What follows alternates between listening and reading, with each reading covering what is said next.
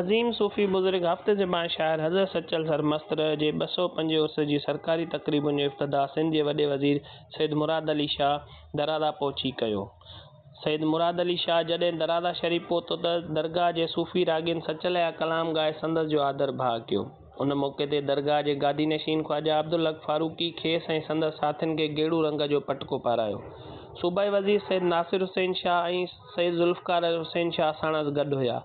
वज़ीर आला दरगाह जे गादी नशीन पीर ख़्वाजा अब्दुल हक़ फारूकी सां गॾिजी दरगाह ते वञी गुलनि जी चादर चाढ़े दुआ घुरी उर्स जी सरकारी तक़रीबुनि जो इफ़्तिताह कयो। उन बाद सैयद मुराद अली शाह सहाफ़ियुनि सां ॻाल्हाईंदे चयो त सिंध सूफ़िया कराम असांखे इंसानियत जो सबक़ सेखारीनि था। सचल सरमस्त इंसानियत ऐं बुर्दबारीअ जो दर्स ॾिनो।